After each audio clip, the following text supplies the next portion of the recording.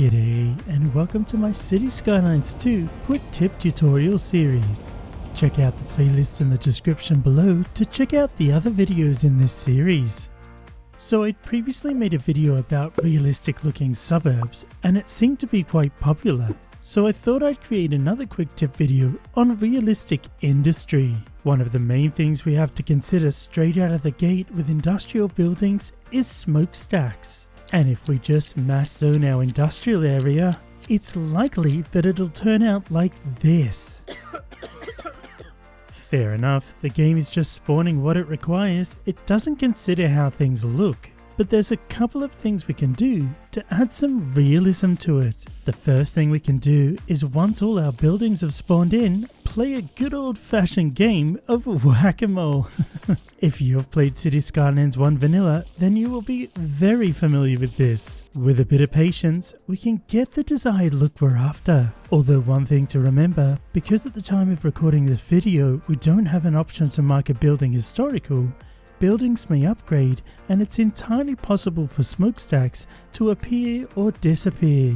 So it's a bit of a lottery, but this will definitely go some way to getting a less smoky looking industrial area.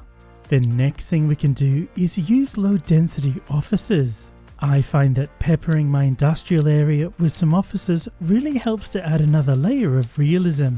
Not only because that's what you'd see in real life, but also because offices don't spawn with smokestacks, and it also means that you get a greater mix of assets which will help your industrial area really pop. In fact, I even use offices in my commercial zones as well, but that's a conversation for another time. But just remember, if you zone in offices, you'll need a good mix of educated, well-educated, and highly educated Sims. The other thing we can do is use parking lots. Don't forget that in real life, there's usually plenty of parking in these sorts of areas in a city. So using these in conjunction with some offices really brings things to life. Then another tip we can use is the alley road, which really helps segregate your zones in a more natural way, rather than having the larger 2U roads running everywhere. That way you get a really good mix and it'll look really good as well.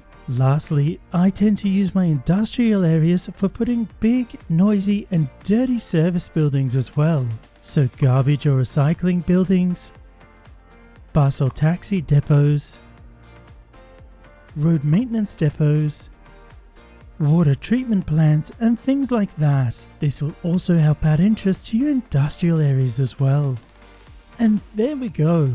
I hope these quick tips help you take your industrial areas to the next level. If you've enjoyed this video, don't forget to subscribe so you don't miss out on the next one.